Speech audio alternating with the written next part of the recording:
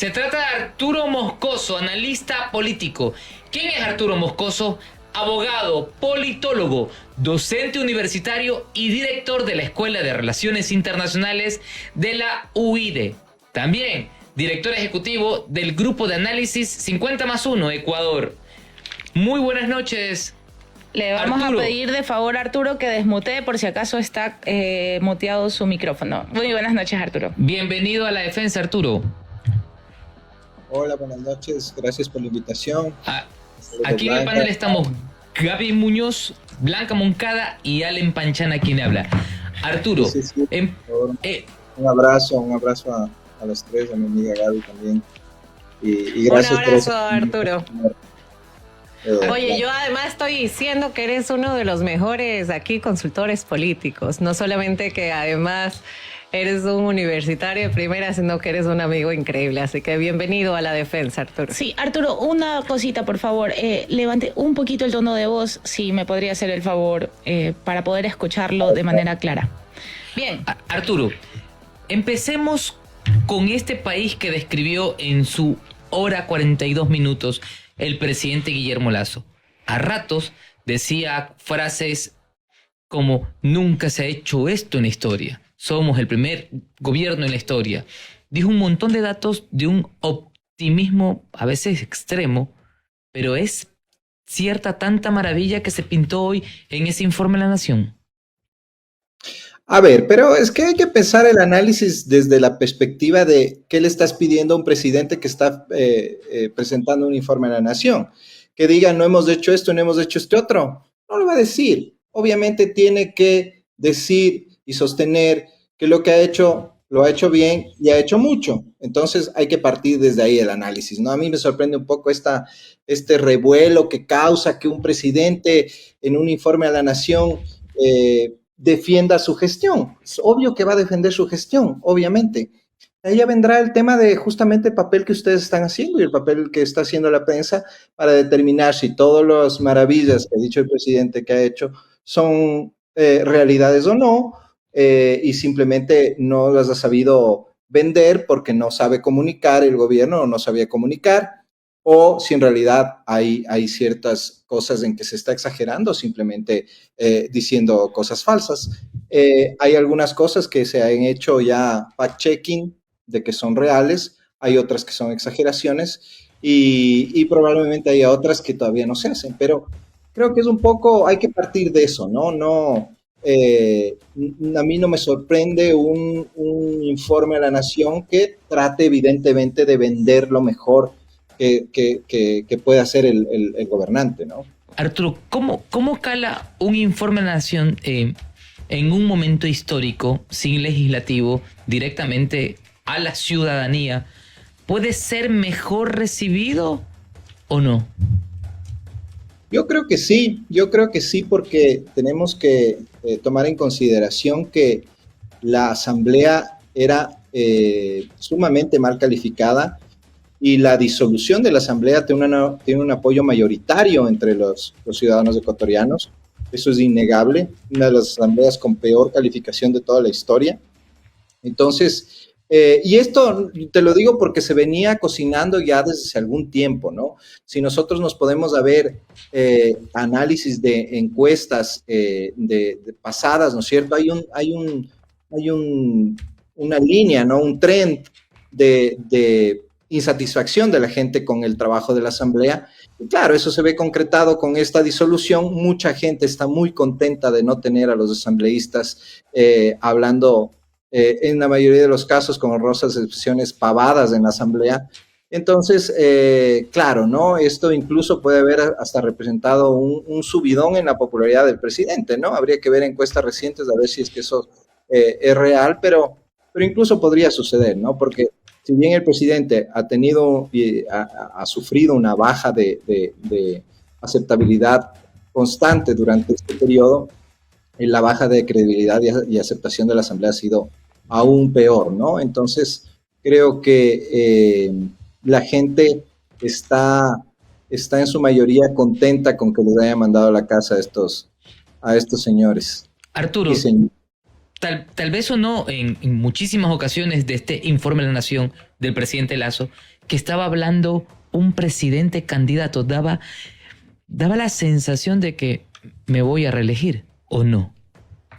Me dio la misma sensación, una sensación de que probablemente, si es que le dan los números en lo posterior, podría adoptar una decisión de reelegirse.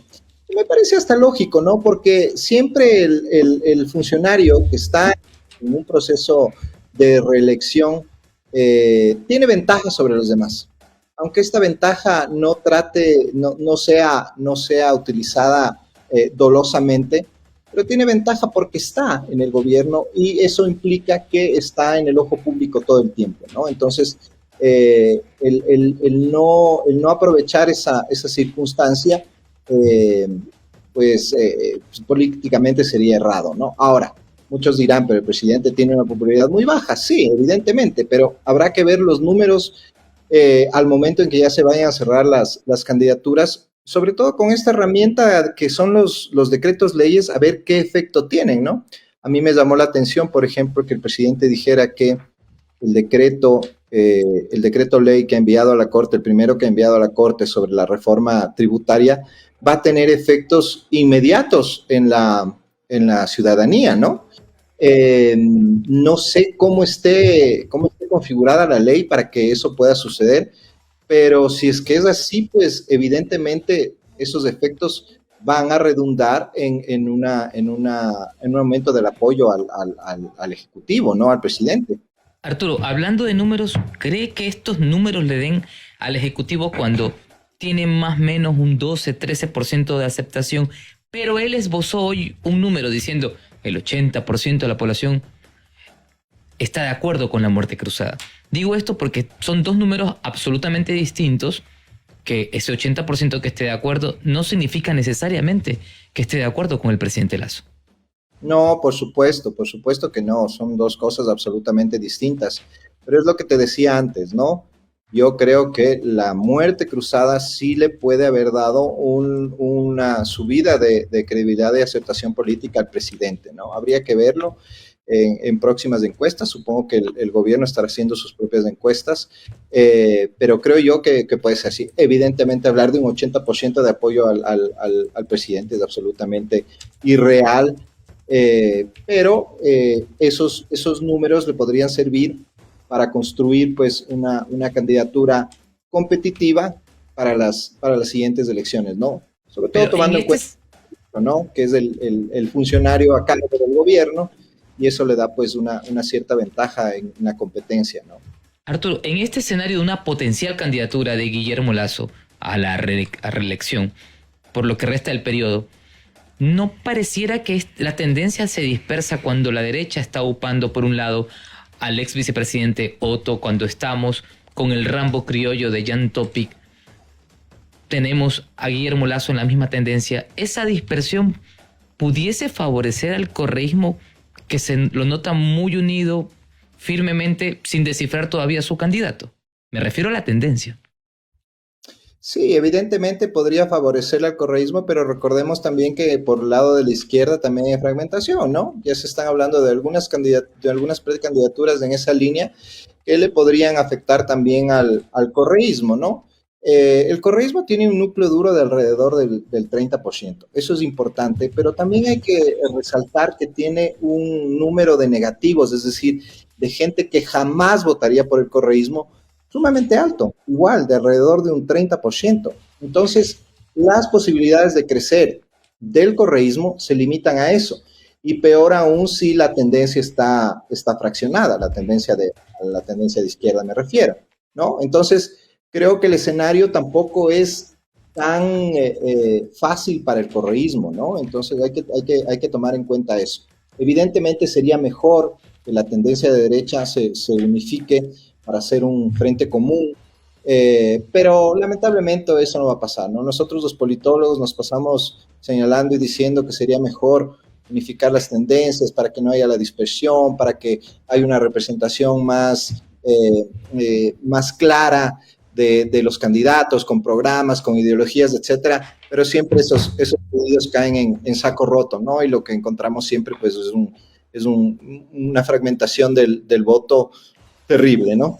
Arturo, ¿es posible que se levante, creo, o termine de hundirse si comparamos lo que va a pasar el próximo 20 de agosto, si un poco intuimos o vaticinamos de esta elección con las pasadas seccionales, donde finalmente, creo, no tuvo un buen sitial en esas elecciones, con lo cual pareciera además que a quien más va a favorecer esta muerte cruzada es la tendencia del correísmo?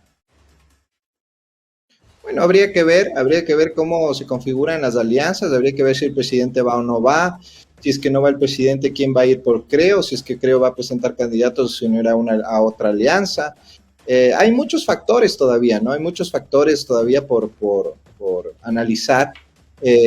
Todos están en las mismas expectativas de lograr una buena representación en la Asamblea, pero evidentemente con una fragmentación en las candidaturas presidenciales, también va a haber fragmentación en las candidaturas de la Asamblea, y vamos a tener nuevamente una Asamblea fragmentada que va a ser un dolor de cabeza para quien quiera que llegue a la presidencia. Claro, es que quien gane la presidencia también tiene que ganar una mayoría en la Asamblea, si no se va a repetir la misma película de lo que hemos padecido estos 2 últimos años. Exactamente, un bloqueo constante, una pugna de poderes en donde los que salimos perdiendo somos los ciudadanos, ¿no? Entonces es evidente que lo mejor sería trabajar en alianzas, en grandes acuerdos. El mismo presidente convocó al final un gran acuerdo, ¿no? Eso también me llamó la atención porque podría también intuirse de eso, pues que pretende candidatizarse, pero como digo, es todavía muy temprano como para decir algo así, ¿no? Y mi última pregunta, porque ya va a preguntar mi compañera Gaby Muñoz. Hay una frase que me llamó la atención en este informe de la Nación, que fue además bastante lo más político que hay. Dijo Guillermo Lasso: cualquiera puede construir carreteras, puentes, hospitales o colegios. No se atore, Blanquita. Lo siento. Pero no todos, dijo el presidente Lasso, pero no todos pueden luchar con la firmeza en contra de la corrupción como lo ha hecho este gobierno. ¿Esto es realmente cierto? O al menos en el imaginario colectivo. Al menos de la percepción, no se ha visto una lucha frontal, ¿no? Tampoco se puede decir que el gobierno haya estado rodeado de escándalos de corrupción, más allá de este escándalo que denunció este medio digital, que al final quedó en nada, y que hasta ahora no hay una demostración al menos de un involucramiento del presidente. Veamos qué arroja en el resto de investigaciones. Y este tema por el que se le pretendía hacer el juicio político, y que al final lo que cualquier abogado medianamente estudiado podía decir es que no había una vinculación directa del presidente con esto, ¿no? Pero claro, no estar involucrado en casos de corrupción o que no hayan saltado más escándalos de corrupción ante el gobierno no quiere decir que per se que haya una lucha contra la corrupción, ¿no? Eso habrá que verlo más adelante y verificar si es que es así, ¿no? Gaby. Hola Arturo, ¿cómo estás? Bueno, bienvenido nuevamente. Mi pregunta más que nada va a 2 temas importantes. Una, realmente me parece extraño que quedando tan poco tiempo de gobierno hay un cambio en el gabinete. ¿A qué tú crees que se debe estos cambios de ministros? Bueno, Gaby, habría que ver el tema de cuánto en realidad le queda al gobierno. Yo creo que es un gobierno, o sea, de lo que vi hoy, creo que es un gobierno que pretende quedarse, al menos por ahora. Veamos qué van diciendo las cosas. Y evidentemente cambios de ministro siempre van a ser necesarios, ¿no? Sobre todo justamente incluso puede ser como preparándose para la campaña, ¿no? Y para lo que se venga en relación a las acciones que deba tomar el gobierno. Porque tenemos que recordar un poco del informe. El informe hizo sobre todo énfasis en el aspecto social, ¿no?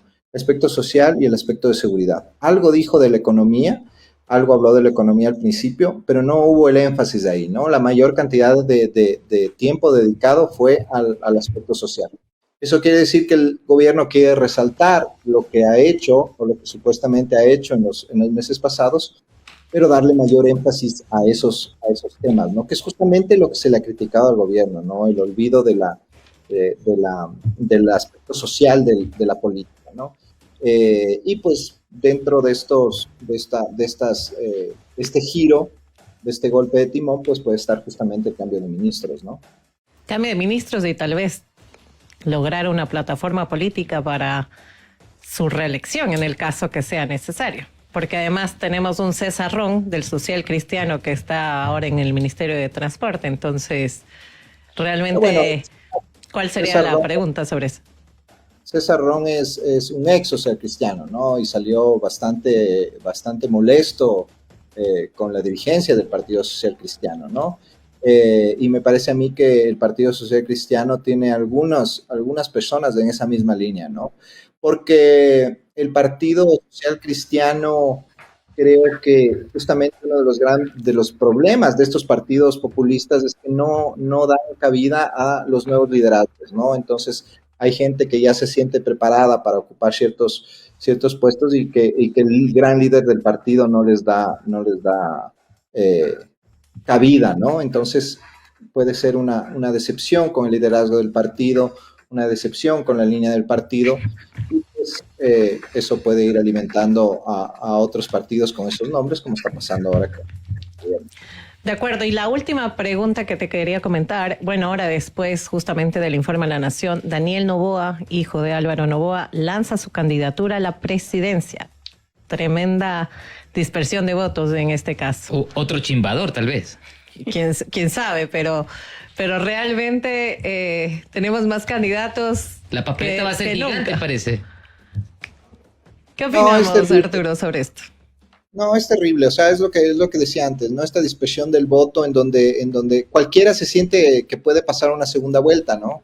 Porque no va a necesitar mucho para pasar una segunda vuelta, ¿no? Entonces, eso implica que justamente cualquiera se sienta con el derecho o con la prerrogativa de competir, ¿no? Políticamente.